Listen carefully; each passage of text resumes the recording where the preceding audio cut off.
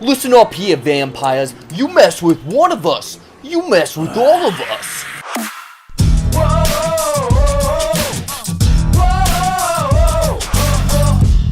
What's going on, everybody? Welcome back to JBuck Studios, your home for reviews, reactions, and ridiculousness. And you guessed it, we're jumping over to Netflix because, surprise, surprise, they're the only studio really putting out brand new movies right now, and it's a unique one. It's almost Attack of the Block-esque type movie, Vampires versus the Bronx. A group of teenage friends rally together to save the beloved local bodega against supernatural forces that intend at taking their home at all costs. So is this new versus movie very much capture what you like in this type of movie, and it's a must-see this weekend?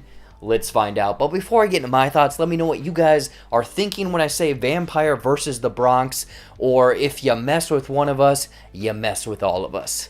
Now let's get into some of the good. So yes, this Vampires versus the Bronx, from the trailer, from the first bit of this movie, it very much contains that DNA, that chemistry, the vibe essentially from Attack of the Block, that other sci-fi movie with John Boyega. If you haven't seen it, it very much encompasses the lifeblood of that movie, where instead of aliens, we're dealing with vampires. Instead of British sensibilities and whatnot, we're dealing with the Bronx and whatnot. So if you like that kind of feel of a movie where you get kind of the sense of community, you get a group of friends that come together that very much have these different relationships going on, their chemistry works well, but then it's almost like the neighborhood essentially is another character where everyone is kind of doing their own thing, where their lives kind of connect a little bit, but the lifeblood of what makes the Bronx is a character in this, along with an outside force in this situation, vampires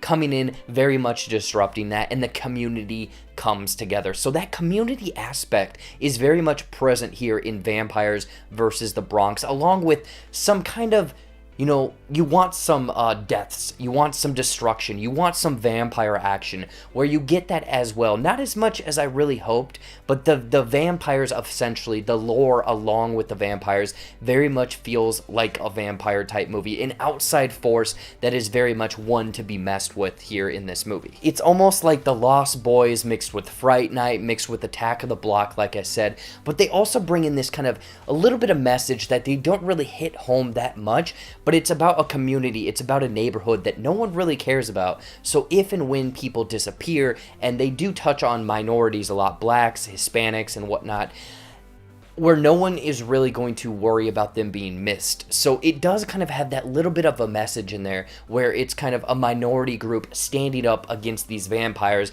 which, surprise, surprise, all the vampires are really old white people. So I do kind of like that message of empowerment, standing for or having that loyalty to the neighborhood that you grew up in this case, the Bronx. However, Vampires versus the Bronx just unfortunately doesn't have that something that really is going to make this movie stand out. Like I said, Attack of the Block is kind of regarded as a great sci-fi movie. I watched it, I think, about a year ago, and very much understood why people love that. It builds up the lore of these aliens and the world and the characters, and unfortunately in Vampires versus the Bronx, it just doesn't encompass all of that as well. The vampires kind of feel like they're kind of thrown in after the fact. They do build up the lore and kind of what they're going for, their motivations, but it just doesn't feel as intriguing as those aliens.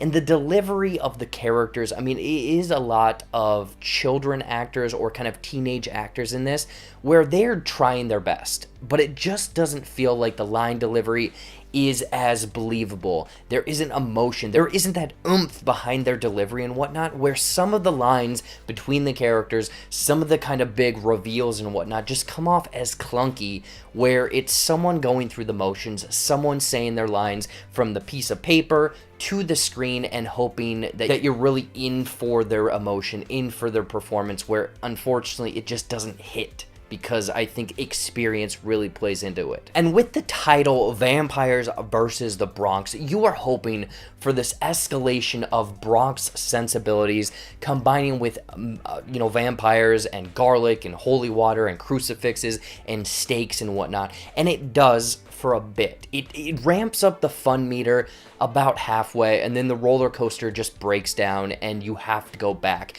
Where this could have been something very fun. I was expecting this over the top vampire with these kids shenanigans where the parents don't believe them but then come in after the fact, and it does have little threads of that fun in this movie, but it just leaves you asking for more. It leaves you begging for more of almost everything. The relationships with the characters, the conflict amongst those characters, the Bronx neighborhood, and the vampires coming into everything.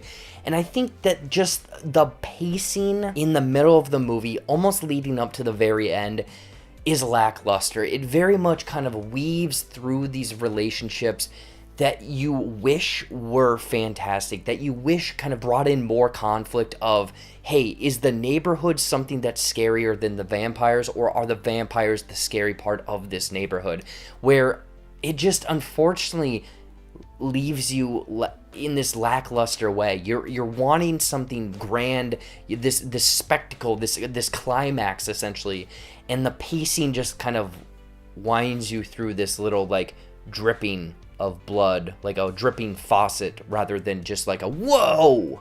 Overall, Vampires versus the Bronx definitely has some cool elements to it, but unfortunately kind of leaves you asking for more. With it featuring some fun elements from vampire movies along with Attack of the Block, and it being almost this commentary on Bronx and minorities and kind of just a neighborhood in general, but with some acting that very much hits flat, some wooden performances, that intrigue that just isn't there, with some pacing and fun or elements that just go about halfway, I would probably skip out on Vampires versus the Bronx. I mean, from a title like that, it sounds like it's a hell of a time, but unfortunately, it's just an even keel, a very mild plateau of action, dialogue, everything across the board that just feels lackluster in the end of it all. In closing, I'm going to give Vampires versus the Bronx 2.2 out of 5, a Spider-Man! So what did you guys think of Vampires versus the Bronx? If you were able to check this one out, or very much now staying far away from this Netflix movie, I want to know in the comments down below. Anyways though, as always, thank you so much for watching.